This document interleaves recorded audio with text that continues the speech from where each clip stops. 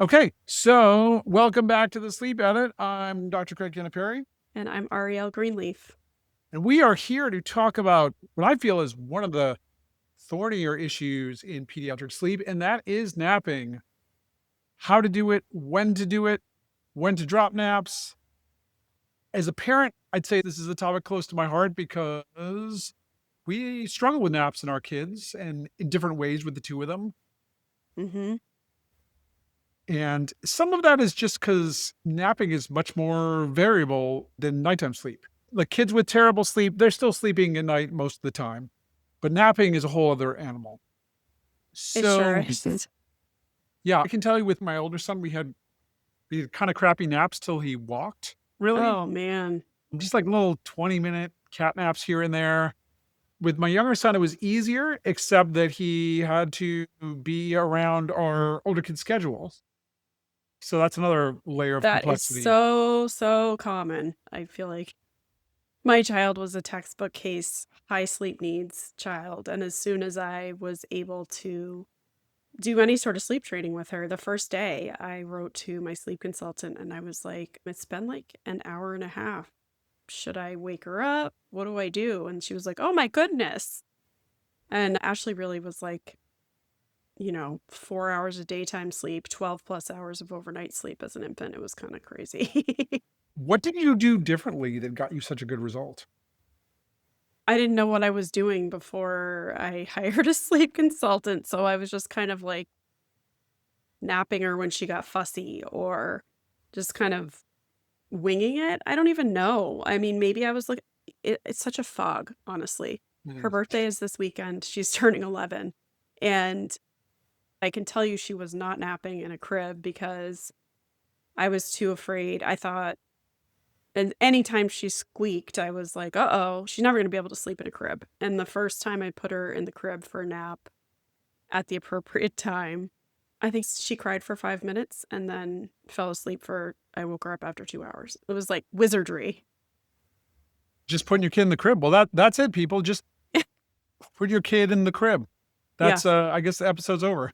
Yeah. There we go. All done. But this as highlight an important point that is you can't when as you're working as a provider, you don't make assumptions about what people know because it's not like kids come with a manual, and even if you read parenting books, it's not always clear what to do in the moment. No, and I think that's the number one thing that I deal with is people just don't know what they don't know, and I don't blame them. There's supposed information at our fingertips, right? We have our phones and we look on Instagram and we look on Google and we look at, well, what is this influencer saying about naps and how, what time should I be napping my child and what are their wake windows? And there's just so much stuff that so many myths that are pumped out about sleep through social media in particular.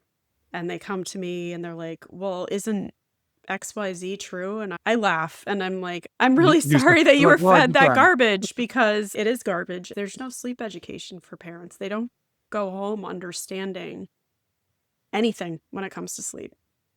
So let's talk a little bit about what's in the medical literature around napping. And it is it's limited, and we'll get into the reasons why. I think when we're talking about napping, we have to start by talking about how much sleep kids need overall.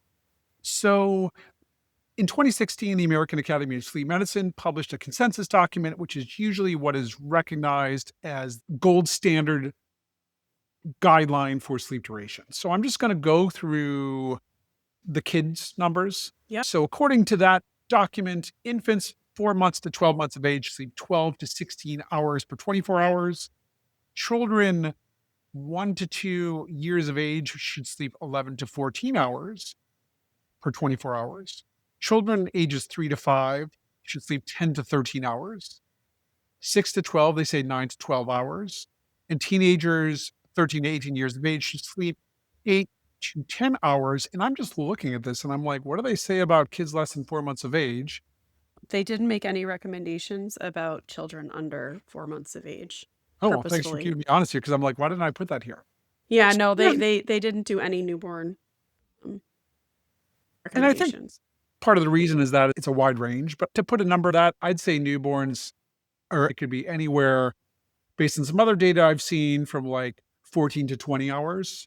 I get nervous about, so many people say newborns sleep so much, they need so much sleep, they're going to sleep 20 hours. And then I have these clients who come to me after the newborn stage where they're like, my child's sleeping 10 hours in a 24-hour period and I'm losing my mind. When ultimately there really is nothing wrong. They either have lower sleep needs or their sleep hasn't quite yet matured and things are happening and they improve as they get older. Yeah, it's important to note that where you are on your sleep requirements tends to be kind of fixed. So if you have a baby that needs a lot of sleep, they're probably going to be in the higher end of those ranges at ages 3, ages 6, ages 18, what have you, and vice versa. That seems to be relatively fixed in people. According to the authors, napping was considered biologically appropriate under age 7, and quote, naps may be important. Missing one nap by preschoolers produces more negative emotional responses, and nap provision improved toddlers' performance on a generalization task in grammatical language 24 hours later compared with non-nap groups. So it's important to note that even in this document where they don't deal with naps, they talk about naps being important for learning and mood. Some adults are that way. And there was a study that came out of UMass that was looking at the predictor of when kids sort of give up naps, shorten naps, and it actually had more to do with hippocampal maturity. So the hippocampus is a region in the brain that's associated with memory. So for kids where this matures more quickly, they seem to give up naps more quickly, which kind of makes sense. Yep. Then there's an article by Staton et al. From 2020, which is a review article on napping. Here's what they said. Infants less than 12 months of age, on average, napped 3.1 hours. Kids 1 to 2 years of age, 2.3 hours. 2 to 3 years, 1.9 hours, and 3 to 4 years, 1.7 hours. And I feel like those are good ballpark numbers. There is a huge amount of variability here, right? Mm-hmm. But I don't think they're crazy numbers, right? Like no, these numbers, I wouldn't say that they're astronomical, but I would say I get very nervous about anything written in stone when it comes to sleep totals because parents really glom onto those things and then they think there's something wrong with their child if they're below that number. Rarely do they think something's wrong if their child is above that number, but if they're below a certain number or they're lower on a scale, they tend to there's a lot of anxiety there. Sure. I just think it's good to kind of like level set for where we'll be. Definitely. In this article, they say across these articles, they reference 94% of kids stop napping by age 5. I actually think that's a little bit high. We know, for example, in children whose family identify as African American have a higher prevalence of napping at age 5. But age 5, most kids in kindergarten, it actually may be a metric of kindergarten readiness. If you have a 5-year-old who's needing a long nap in the afternoon and you have the luxury of not sending them to kindergarten that year, they might have an easier time the next year.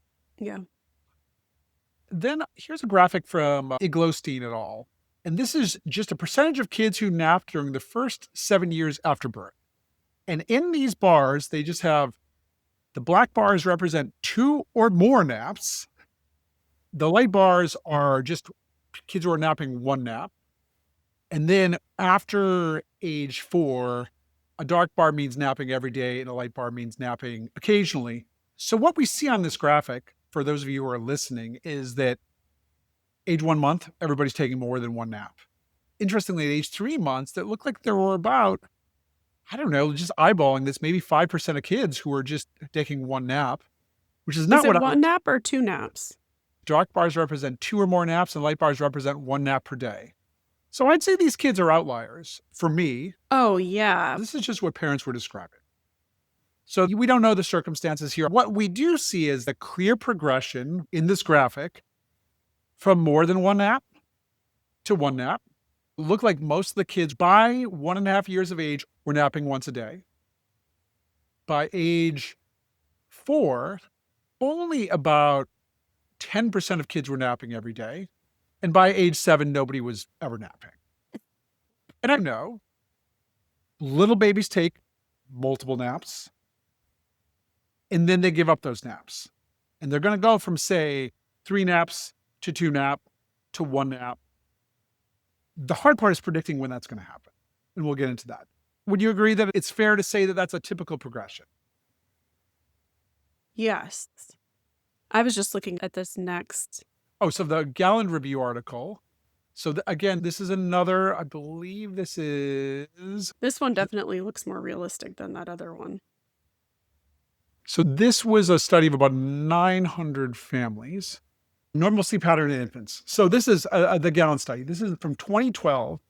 This is a systematic review. So that meant they aggregated a bunch of different studies. So they had 34 different studies that they included this. And this is actually a fairly interesting study. So here's what these authors found for nap durations. Fewer studies reported for 0 to 5 months of age. They found that the average amount of napping in that age group was 3.1 hours. Yeah, it is a little, but that makes sense. Daytime naps, 0 to 5 months, 3.1, 6 to 11 months, 2.2, 1 to 2 years, 1.2, all infants. Those all seem very correct as far as like number of daytime naps by age. Okay. That's So fine. in this review article, they were looking at nap duration. So the mean nap duration for children 0.5 months of age was 3.1 hours per day. The lower limit was 1.2 hours. The upper limit was 5 hours. For 6 to 11 months, it was 2.2 hours with 0.9 is the lower limit, 3.5 is the upper limit. 1 to 2 years of age was 1.2 hours a day with the lower limit of 0.4, upper limit of 2.1. They actually did scatter plots of the reported sleep duration and the number of daytime naps by month actually has a very nice, I guess the technical term we would have would be a line of fit. So you can look at this data over time, and it looks like what they found is around 2 months of age, 3.5 per day was typical. And over time, that drops. This graphic ends at 24 months of age when it's one nap is typical. So it looks like this is a fairly linear progression, meaning that it's somewhat predictable. I think the challenge we have here is it's not like your child goes from having 3.5 naps a day to 3 naps to 2.5 in a very clean incremental pattern. They go from like 4 naps to 3 naps to 2 naps to 1 nap. And those transitions are really tricky. So again, we know that it's predictable giving up naps, but this data doesn't tell us much for an individual parent sitting in the exam room or consulting with Arielle. When can we predict where the nap's going to go? So, like, this is kind of like the frustration here for parents and honestly for providers as well. Is we know that the sleep is going to go down over time. But if somebody comes in and is like, my kid's naps are crappy, like, what do we do about it? I am going to be more of the sort of the interlocutor here because this is more the art of napping versus the science of it, which is a domain in which Arielle, who unfortunately I didn't have access to when my kids were horrible nappers, Neither I did thought I. I thought we would kind of go through this and start with some just general questions about napping and then maybe get into some cases as well. I think if a parent is struggling, they should seek help from, check in with your pediatrician, make sure that there's no medical problem going on. Working with somebody who's experienced in troubleshooting child and infant sleep problems can be very helpful if you're struggling. Understanding a little bit how expert may solve these problems can be very helpful. Absolutely. So let's start. What is the relationship between napping and nighttime sleep? So I think you just went over a little bit of the sleep science and the point of napping and the fact that napping serves a purpose for younger children. And there is that body of evidence right now that shows that once the hippocampus or whatever, is that what it's called correctly? Hippocampus is matured and memory sort of matures. That napping, so the sooner that happens, napping starts to go away. So there's real reason for naps as children grow. I don't want anybody to get caught up on the fact that their child is a bad napper and think that because they're a bad napper, their child isn't going to be smart or won't have good memory or things like that. When I go to solve a nap problem and I'm looking at naps versus nighttime sleep, I have to look at 24 hours sleep. And what is 24-hour sleep? We go back to look at those American Academy of Sleep Science recommendations, right? So you said for infants 4 months to 11 months, that's 12 to 16 hours in a 24-hour period. Now, a child that needs 12 hours of sleep is going to have much less daytime sleep than a child that needs 16 hours of sleep in a 24-hour period. But I have to look at each child individually and start to determine, okay, what are their 24-hour sleep needs? A lot of times when they come to me, we don't have a great handle on that because things are so all over the place. But sometimes, if they do have data, we can see, okay, your 6-month-old is napping for 6 hours during the day and then only sleeping 5 hours overnight, 6 hours overnight. We would hope that a child that age is sleeping somewhere between 10 to 12 hours overnight. Overnight sleep is the most restorative sleep a child can get, or a human can get, really. So we want to maximize that sleep. So what I would do is say, okay, how are we going to shift some of these hours into the overnight hours? But then it becomes a delicate dance because, you know, do we have a child that's super sensitive to wake times? Because as much as I hate wake windows, every child have a specific amount of sleep that they need. But in turn, they also have an amount of awake time that they need in order to achieve whatever that 12 to 16 hours is. So I have to look at nighttime and daytime and balance that appropriately. So that's where I start, basically. But I will talk about, I think I put in here, some children are just very sensitive to timing and when they're being put down. And so I actually have a quote from a mom. I got permission to use this. This was when we first worked together. So this was probably back in, I don't know, he was 5 or 6 months old. So she says to me, she's actually a doctor, and she says to me, because she's looking at the data that we have, and I have all my clients log all their sleep, naps, nights, we've noticed is if we push him a bit too far, he tends to take an hour and 5 to an hour and 10-minute nap.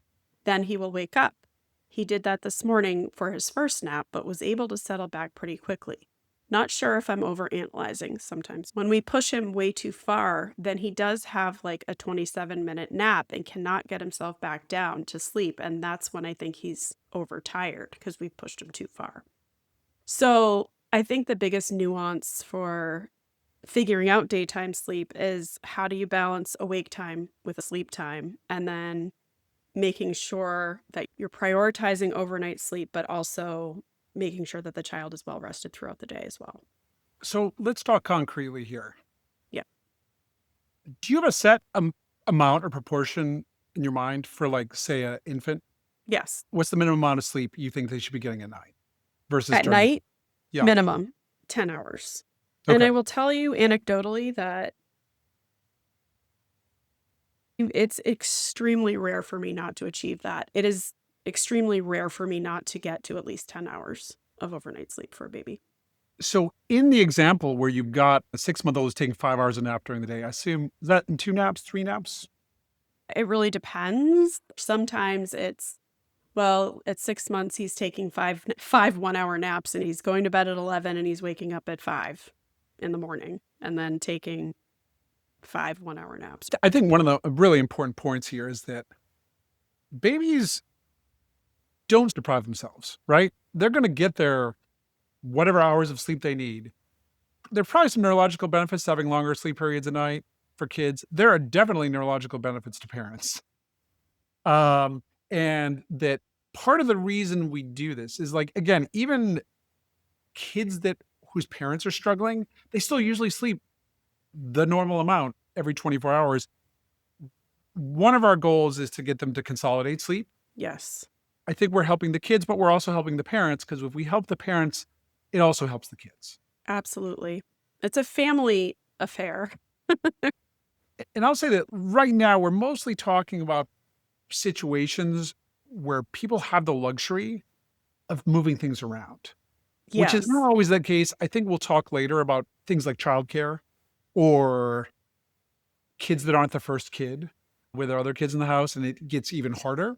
Mhm. But I think it's still more important for people. Right now, we're talking about if under optimal conditions, what do you do? Yeah. And I Um, would say under optimal conditions, when I go, what is my goal for, let's say, an infant, 4 to 12 months ish? My goals are at least 2 naps, each nap 1 hour each minimum, and then a minimum of 10 hours of overnight sleep. Sorry, what age is Um, that? so that's a very wide range there. So that's for an infant. Some, even young infants, don't like to take a third nap. But let's say, that's at the very minimum. I would say at that 12-hour mark, 12 to 16 hours, 2 1 hour naps and a 10-hour night. It's usually not, it's very rare for me to see an infant that only needs 12 hours, especially a young infant, although it's not unheard of. It's, there's so many nuances to all of it. And I think that's why it's frustrating to see so much nap advice out there, because so many parents are like, I've done that. I've tried that schedule. You know, there's no way my child can sleep more than 30 minutes or, whatever it may be. And it's because it is so nuanced, and it would just be nearly impossible to help every single parent with their nap struggles. Yeah, like in speaking in generalizations. Correct. Yes. No, I agree. I'm curious, when you're saying high need versus low need sleep babies, do you have numbers in your head? I would say a high need sleep baby is somewhere from like 14 and a half to 16 hours in a 24-hour period. And then lower is closer to like 12 to below 14. Yeah. And in my world, my clinic is full of little kids who don't need a lot of sleep and big kids who need a lot of sleep. Like if you're Yeah. thinking about the healthy kids that come in, right? Like the kids that don't have neurodevelopmental disorders, Mhm. whatever. Often I'll see like toddlers or preschoolers, the parents are like, well, they nap, they're up till like 10 o'clock at night. I'm like, well, stop napping. They Yeah. don't need the nap anymore, even Exactly. though they're two. And Mm. they can't always do it if it's a second kid or they're in childcare Yeah. Yeah. because they're like, oh, yeah. People be like, oh, my neighbor's kid is like taking 2-hour naps a day and sleeping 12 hours a night. And I'm like, Right. well, 18 hours of sleep a day. And that's highly unusual. I Yeah, also yeah, yeah, find yeah, that I exactly. feel Like, like everybody is always doing so much better than everybody else, and also I don't trust what other people are saying based on the stuff that my clients say. you always fixate on it's like, look, the cliche is the grass is always greener. Like in our world, the cliche is someone's kid is always sleeping better than your Yeah, kid, right? Like absolutely. Yep. their child might be struggling with something else. So let's talk about nap routines versus bedtime routines. I don't see them as all that much different. Really, it just needs to be a regular flow of steps that you go through to prepare your child for bed, whether that be naps or bedtime. Obviously, I find that bedtime is usually longer in that there's often a bath involved or more cuddling with mom or dad beforehand, whereas a nap is not necessary to go through that big, longer process. But I think just having some sort of consistency with, okay, we're going to go change your diaper, change into a sleep sack, read a book, cuddle for a little bit, and then it's time for bed sort of situation. It doesn't have to be overly complicated, just a predictable routine that a child gets used to and gets to understand that what's coming at the end is sleep. Sure. Yeah. And I think it's like, it can be shorter, right? Absolutely. You could do a story and a song, Yes, absolutely. Yeah. especially if you're doing this 3 times a day. I will say though that when I think about like toddlers in particular, sometimes they need wind down time. Transitions can be difficult. Some children really struggle with, okay, we're eating lunch and now we're going for a nap. It's like they need some time to settle and get into bed. So sometimes in those situations, if we have the luxury of controlling that, we may extend that a little bit just so that there's some wind down time. Absolutely. Yeah. I think children benefit from routines. And if Yes, things are predictable, just like bedtime, you wouldn't have your kid going from bouncing on the trampoline, expecting to be sleeping 15 minutes. exactly. And that's true Right. during the day as well. Yes. Okay. Now, this is such a great question. How to get longer naps? Okay, so, I mean, we talk about daytime sleep and nighttime sleep. I think it's important to understand that the same things are true for daytime sleep as they are for nighttime sleep. If a child is struggling, you need to look at it all. Are they falling asleep independently?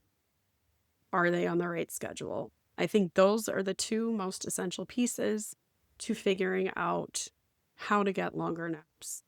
So just to be clear, part one, knowing how much sleep they actually need. Yeah, but they might not know that right away. No, Well, but I yeah. still think it's fair. Like, what are the things that you need? First of all, you need to know how Yes. much sleep your kid needs in Yes. 24 hours. And Yes. that's like probably a minimum of 3 days of sleep diaries. I would say 3 to 5 days is probably good. Um, and the second, The second thing is that your child needs to know how to fall asleep independently. I get a lot of people who their babies or their children are taking 30-minute naps. A lot of times that's infants, like they just cannot consolidate their daytime sleep. And I ask them to walk me through, okay, well, how are you putting your baby to sleep? And it's like, I'm nursing him, he's falling asleep, and then I'm putting him in the crib, and then he pops up 30 minutes later and he won't go back to sleep. But if I pick him up and he starts nursing again, he falls asleep again. Things like that. So helping a child understand or learn the skill of falling asleep independently is really the linchpin to nighttime and daytime. So if your child is dependent on anything to fall asleep, then it's going to limit your ability to extend naps. Some children know how to sleep independently, they're on a great schedule, and they just don't like to nap. They just aren't big nappers. I think you have to set the bar low, and if you exceed that, then congratulations. But I do think it is achievable to get more than a sleep cycle, and a sleep cycle is typically anywhere from 30 to 45 minutes. So I think anything beyond 45 minutes is great. For some kids, for that one nap, it's enough. So that's really the baseline that I'm at. there were two studies of interventions for improving sleep in kids. Usually when we talk about formal sleep training, we talked about Cry It Out on an earlier Mhm. podcast. These were studies were looking at infants from like 3 to 4 weeks of age, and there were parent interventions to extend sleep. And one is called the SAFE trial. Mm, Another was called the Insight trial. And this was all sort of common sense stuff.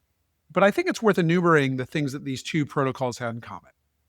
So the first was avoiding feeding kids to sleep after a month of age, which I think is very good advice. it's great advice. No, We have no, all no, different no, listeners. yeah, at least as a stated goal. Absolutely, Um, it's a good goal. the second was putting infant down for sleep, drowsy but awake. To me, that's 4 to 6 weeks is maybe when it's worth the earliest you'd consider doing it, and it's more like try it and see what happens. Yeah, I mean, I think you can try that right away. It doesn't hurt, but as soon as your newborn needs you, you need to pick them up right away. There's no No, I agree. like put them down if they're crying, leave them. It's like try putting them down, see what happens. They might be fine. I've had clients that have babies like that and they're astonished. So, Another was only feeding at night if the infant actually seemed hungry, not just fussy, and sort of trying to soothe them a little bit. First, actually pausing before you go in the room for a moment, for sure. taking a beat, Yep. and then trying calming techniques, shushing, white noise, gentle touch before picking them up, changing their diaper. Like your baby doesn't necessarily need to have their diaper changed. And this is the way you're taught when you're in the hospital.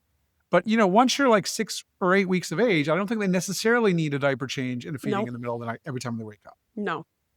So I think this is good stuff. Predictable bedtime routines, earlier bedtimes, and I think this is so important for napping actually. And I think Arielle, you taught me this.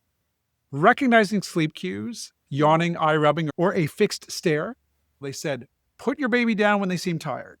Mhm. And I think that you need a routine because you need to know what to look for. But the flip side is, I feel like one of the ways that we struggle with my kids is we were trying too much to be on a schedule Yeah. and sometimes missing our windows for when our opportunity to put our kids down.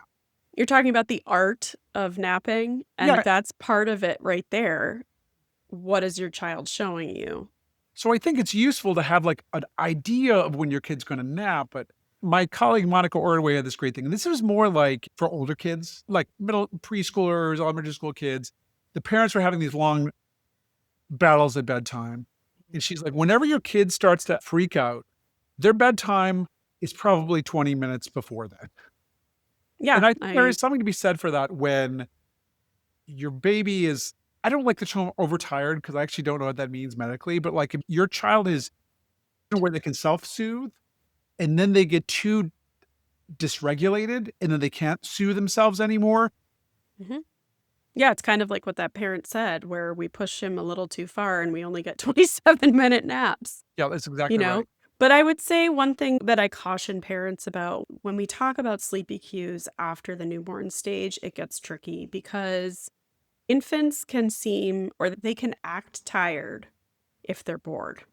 So if there's no stimulation going on, if they're just sitting there and there's not like nothing going on, they can start to rub their eyes or seem tired. And it's only they've only been awake for an hour. You put them down, they sleep for 20 minutes because they haven't built enough sleep pressure. Mm. So again, this is why it's so hard. Like I think this is why people struggle so much because it's like just put them Sure. down when they seem tired. No, just put them down at this time.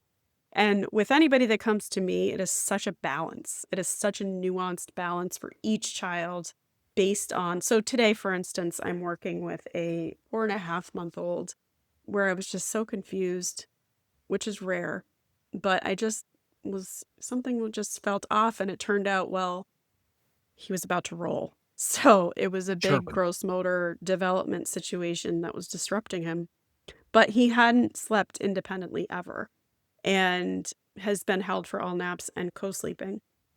Last night was night 4. It was an incredible night. He woke once to feed. He did wake a little bit early this morning, but I mean, he slept independently last night, which is just incredible. So he did so well that I decided let's try him for nap time today. We did try nap time the day before and it was a complete fail. He cried and was unhappy for an hour. But today I said, let's do it. So we put him down based on like when he woke up and what my witchy magic was feeling in my head. And he slept an hour and 45 minutes for his first nap. But like for his second nap, they said, okay, so what time should we put him down for the next nap? And I was kind of had an idea in my head. But about 30 minutes before that time, I wrote to them and I said, how's he doing? Is he tired? Is he okay? And they said, well, I just fed him and he was starting to fall asleep while I was feeding him. And then he was kind of rubbing his eyes. And I was like, forget it, put him down in 10 minutes. And they put him down in 10 minutes and there we go. So he fell asleep in a few minutes. So point being is like, it's such a balance between all of those things. And it can be I think it's very challenging for a tired parent to decipher all of like to really put all those things together to determine the right timing and all of that. And that's where I come in and then help you get to that place where you feel It's confident and you understand. it's also gonna change. Oh yeah, it'll change soon. I feel like the tempo of, like, in the first month, things are changing every couple of days, right? And then 4 to 6 weeks in, maybe they're changing weekly, Yeah. and that rate of change slows down through childhood, but it's just if you're really struggling parents, just wait a little bit, and it actually Yes. might get easier. Yeah, So absolutely. so let's talk about sleep training. Can you sleep train for naps or not nights or vice versa? So yeah, that's a tricky one. Yeah, I'd say first of all, it's you shoot for the whole thing. Yeah. I think the thing that we need to come back to is the idea of consistency. And your baby knows when it's late and it's dark and their bodies get used to a circadian rhythm, but they don't understand why sometimes you're holding them and sometimes you're not. Sometimes you're feeding them to sleep and sometimes you're just putting them down in the crib. I would say for some younger infants, even this baby I'm working with, right? 4.5 months, I said, let's just start with nighttime and let's see how he does. And then, like I said, the first day he did not do well with naps, so we continued to support them, but he did so well last night that I felt like I really don't want to confuse the situation and set us back at night. So let's try at least that first nap. But like the goal is let's get them sleeping independently for all sleep so that they get it and they're not confused. Like sometimes you pick me up, sometimes you don't. And they're able to be consistent for you because you're being consistent for them. Well, if you think about this in behavioral terms, it's like intermittent positive reinforcement, right? Yeah. You cry and fuss, and every time you do it, you get a reward. It's actually not as powerful as sometimes getting a reward. So I think, again, it's not that it's always all about crying or screaming, but parental consistency is so powerful in helping children form new patterns, even Yeah. really little kids. Yeah. I had someone who really wanted to support naps and sleep train overnight. Our relationship didn't work out because it was just so clear I mean, this was an older baby. It was like a 10-month-old, and it was very confusing to the child. And therefore, it made things a lot less consistent. And, it's a parent's choice. Whatever they feel comfortable with is fine. But, if you want consistency, I always say if you want consistency from your child, you need to give them consistency too. I also feel like every time you put your kid down, you have an opportunity to put in place the pattern you want. Absolutely. Yeah. So it's much more powerful to do your intervention, saying a kid that's napping 3 times a day, you could get in 4 reps a day instead of 1. Yep. Yeah. When should my baby, and I guess we could say kid, take a nap? Because I think it is important, like recognizing this is a balance between recognizing sleep cues, Yeah. right? Your kid really looks tired, you probably should put them down, but also having some idea of like, well, around when would you expect them to go to sleep? A I'm not period going to wait. during which your child should sleep. I do think there's something to be said for knowing approximately when your kid will be due for a nap. Yeah. So I'm going to put this in such general terms. I would say babies under 6 months, starting a nap anywhere between 8 and 9 in the morning. 8 is like very, very early. I wouldn't stay there long unless your baby's like really young and maybe on 4 naps, because you can get into a problem where your naps are starting so early that you're finishing your third nap by, 2:30 in the afternoon, and then your baby's not going to stay awake for another 5 hours before it's bedtime. So if your baby may be on 4 naps at that point, I would say a baby on 3 naps, you really want to be closer to 9 a.m., 9-ish. So that could be 8:30. And then that could be, depending on, they can get older, like 10. As they get older, they need more time to be awake. So anywhere from 9, 10 probably would be that morning nap for like an infant over 6 months.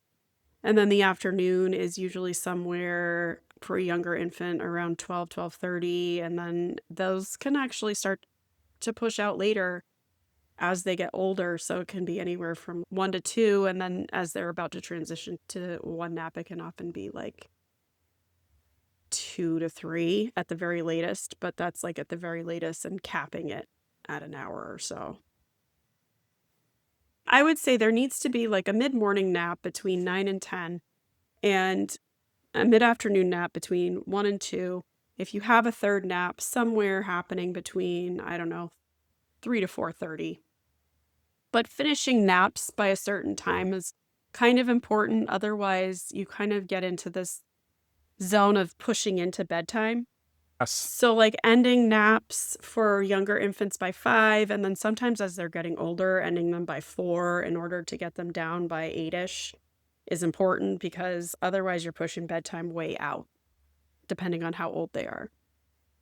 So rarely do I see an 8 or 9 month old on 3 naps. I rarely see the 2-to-1 transition before 12 months or later than 16 months. Yeah, I mean, because, in the medical literature, these are huge ranges, like 6 to 15 months going down to 2 maps. But again, that's true, but most kids are gonna fall in the middle, not to Okay. pop off. How do I get my newborn on a good nap schedule or lengthen their naps? I mean, and if someone hires me for the newborn stage, I give them no false information. And therefore, I tell them that extending a newborn nap, your baby's either going to do it or they're not. It's totally normal to have a 20-minute nap or a 2-hour nap.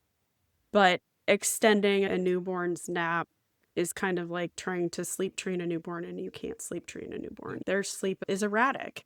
Now, you can, as we were talking about, you can practice a couple of things. You can practice trying to put them down awake at an early age and see how they do. If they're just kind of fussing, give them a little space and see if they're not like screaming at the top of their lungs and they're just kind of like kicking around or whatever.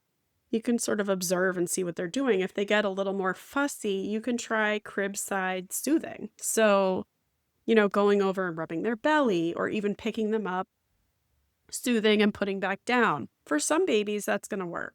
And for others, it's just not going to work. I don't try to give any sort of false notion that you can extend a newborn's nap or train them to be on a specific schedule because it goes against biology, really. I want to take a quick sidebar on contact napping here too, because this is not something that's, so there's kangaroo care. That's skin to skin. That's like when your baby is born.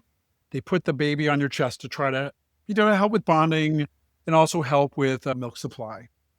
And then there's contact napping, which as I understand it, is a less well-defined term, but it's like holding your baby to sleep, right? Yeah.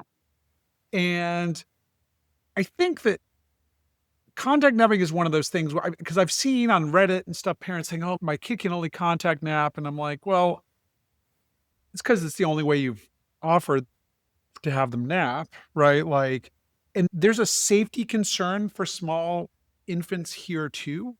And the risk is if you yourself are tired, Mm-hmm. falling asleep while holding your baby is one of the riskiest things from a suffocation or entrapment standpoint. So if it's like 8 or 9 in the morning and you've had a cup of coffee, that's one thing. But if you're like really sleep deprived and you're regularly holding your baby for an entire nap, I really worry about these babies getting injured. I think that we need to be real about that, especially in that newborn stage. But yes, I think it's really important to educate around it as well. If you're too tired, I mean, it would almost be better for you to put the baby in the bassinet and just have your hand in the bassinet. You know what I'm saying? Like just to soothe Yeah. that way versus holding upright. There's also this period of purple crying, Yeah. right? And it's this idea that there's this whole like dogma in pediatrics that crying increases over time in the first 4 to 6 weeks and then falls off. Yes. And this isn't really well understood. It's attributed to the maturation of neurological and GI systems. And it does seem like this particular flavor of crying, this fussing of like a 4-week-old, Mm, what parents do does not influence how much kids cry. correct. So I think that there's this desperation sometimes if your baby is crying, and some babies cry quite a lot. I'm just looking at this graphic I have here, which I'll throw in, and it was like kids around 4 weeks of age crying 150 minutes a day. Oh, Like yes. it's important for parents to recognize you could be holding your baby or not holding your baby. Sometimes they're just going to cry. Yeah. And I'm not talking about sleep training here. I'm No. talking about the reality of having a neurologically immature little baby, and you are so desperate to stop them crying. If you are holding them to try to soothe them, and you're so exhausted, you're going to fall asleep holding them, or you are like losing it, it is okay to put your baby down and go in the other room. Yes. Put them in a safe place, put them flat on their back in case they do fall asleep. You are not doing harm to the other child. They're going to cry that much regardless of what you do. Yeah. And I have seen so much stuff online directed at me and other people who talk about things like sleep training, about how it is child abuse to let your kid cry. I think it's actually this whole narrative about you can't let your kid cry is actually dangerous. And, it's okay for babies to cry sometimes. Well, it's part of development. They do. Preventable. It's not something that can be controlled. So this is part 1 of our napping spectacular. On part 2, we have cases which Arielle has brought, which look great. We are going to talk about transitioning from 3 to 2 naps, 2 to 1 nap, and the dreaded 1 to 0 nap. And we're also going to talk about some of the milestones, like how do you know when these transitions occur? How do you know when your kid's ready to give up the nap? And also, finally, strategies for napping around childcare and around older kids' schedules, which are really complicated. So we're going to put a pin in it here, and we will be back hopefully in a shorter interval than usual for part 2. Part 2 of the napping extravaganza. napping spectacular. So, where can we find us? You can find us at the sleep edit podcast at gmail.com.